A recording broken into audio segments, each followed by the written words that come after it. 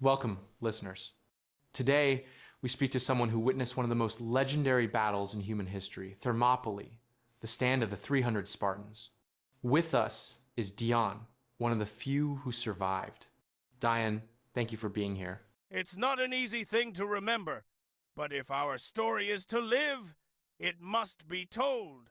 Let's begin from the start. What did you see when you first arrived at Thermopylae? Mist over the mountains, the smell of salt and dust. We stood in a narrow pass, the sea on one side, steep cliffs on the other, and somewhere beyond that fog, an army that could swallow the earth.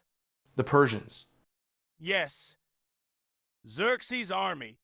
We heard they were so many that their arrows could block out the sun. We laughed at that until we saw them. What was King Leonidas like in those days? Calm, always calm.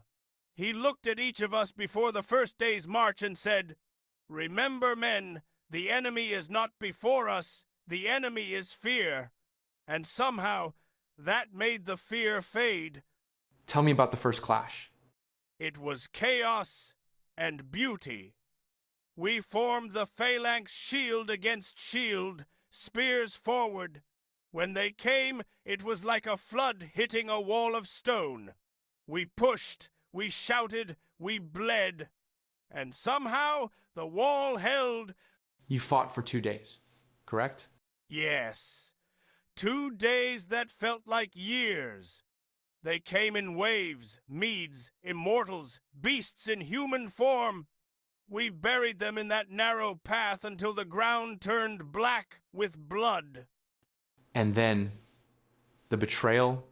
A name we'll never forget, Ephialtes, a Greek who sold his soul for gold. He told the Persians about a hidden mountain path behind us. When the scouts came running, we knew it was over. What did Leonidas do when he heard?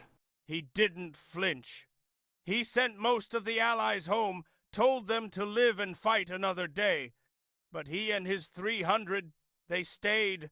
He turned to us and said, "Tonight, we dine in Hades." You stayed behind too? No, he ordered a handful of us to leave to carry the story. I didn't want to, but he looked at me and said, "If no one lives to tell of courage, courage dies with us." Those were his last words to me. What was the final morning like? Silent. Even the sea was still. We could see the Persians surrounding us on the hills. The men stood close, shields scarred, armor broken, but their eyes unbroken. When the horn sounded, we ran forward one last time. Did you see Leonidas fall? Yes, he fought like a god. When he fell, the men roared his name until their voices turned to blood. They fought for his body, for his honor, until not one of them stood. And then? Then there was only silence. The Persians burned the pass, but they couldn't burn what we left behind. Greece had seen what courage looked like, and they would never kneel again.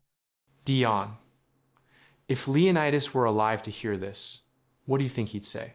He'd probably smile and say, "A king dies, but the spirit of free men never does."